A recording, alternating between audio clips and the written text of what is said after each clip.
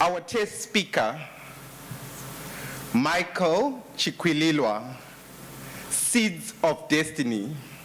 Seeds of Destiny, Michael Chikwiliwa.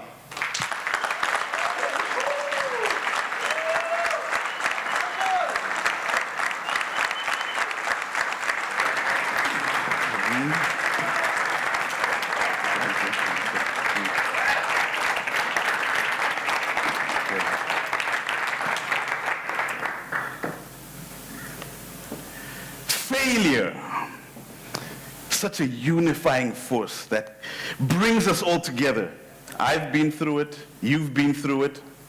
But you know, when you think of failure, it actually works on different levels. And it takes me back to a quote by Hannibal the pig.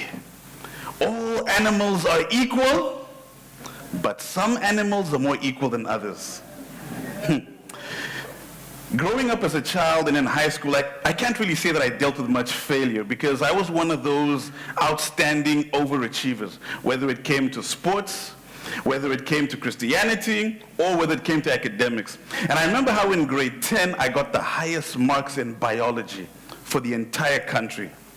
You know, I felt so proud when I got home and my parents were like, "Oh, Michael, we're so proud of you." And then there'd be those moments when I would overhear my parents saying, "Our son's going to become a doctor. He's going to become a doctor." Fast forward 2 years later, and I found myself at the University of Cape Town, studying not medicine, but actually mechanical engineering. And that's when the trouble began.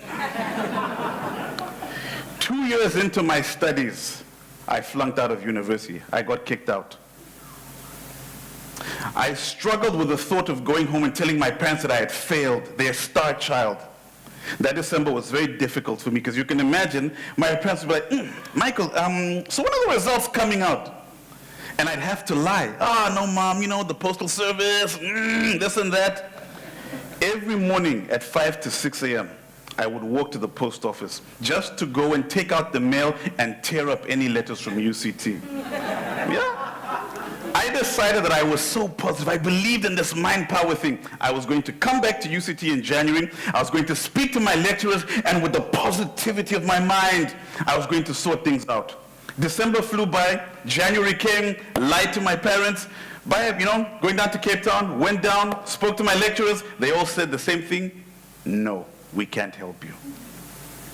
The stress became so great, I started developing ulcers. My warden, who took pity on me, said, "You know what, Michael, it's fine. You can take the next 2 to 3 weeks to chill here at the residence and just get your life in order." It was a Monday afternoon when I received a phone call. I was lying in my bed, and over the intercom a voice came and said, "Michael, call from home." So I walked, trying to think of what lies I was going to tell whoever it was that was on the phone. Picked up the phone. "Hello!" Silence. Then I heard the voice of my father saying, "Son, we know the truth. We received a letter in the mail, and we know that you have failed." More silence as I felt my heart literally drop into my stomach. What was I going to say? And then something amazing happened. For the first time, I heard my father, a proud black African man, crying on the other end when he said, "My child, I can't begin to imagine the pressure and the stress that you were going through. We are coming to get you." 5 days later, they came to get me, went back home to Namibia, and I had to try and figure out what I was going to do with my life. And in that time, I came across a powerful book by Miles Monroe, which is called The Power of Potential. And in that book, Miles Monroe speaks about seeds. And what he says is that a seed is not just a seed, because within it lies a forest.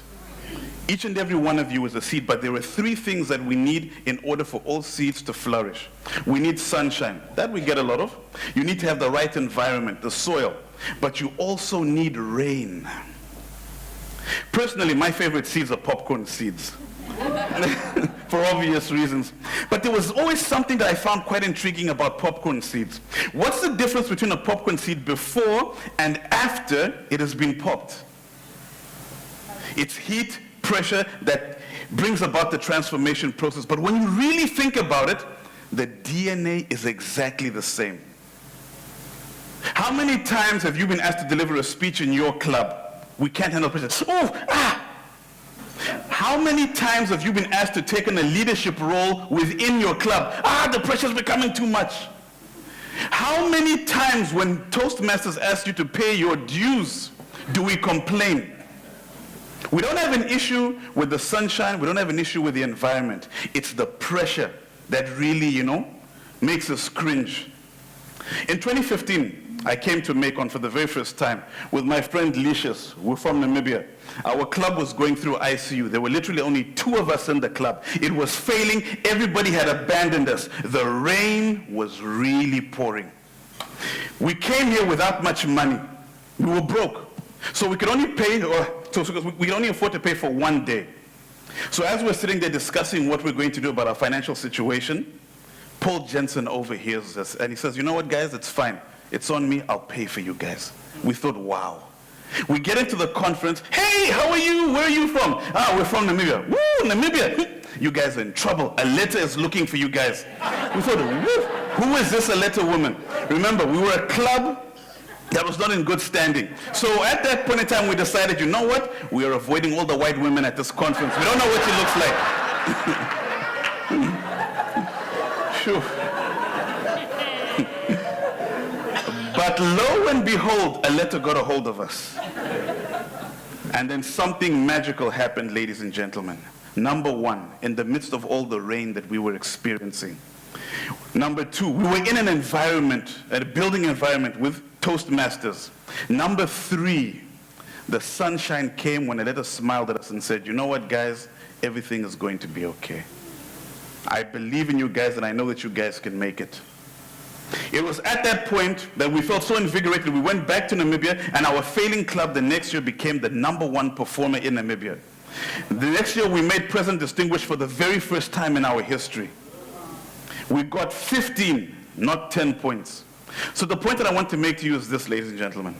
It's not the sunshine or the environment that we struggle with, because Toastmasters provides that.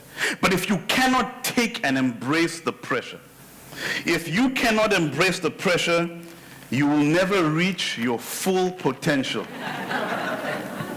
And if you don't learn to embrace and take the pressure,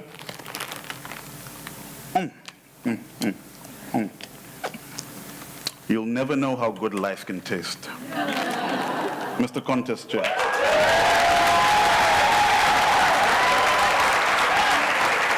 Thank you very much. Yep. There we go.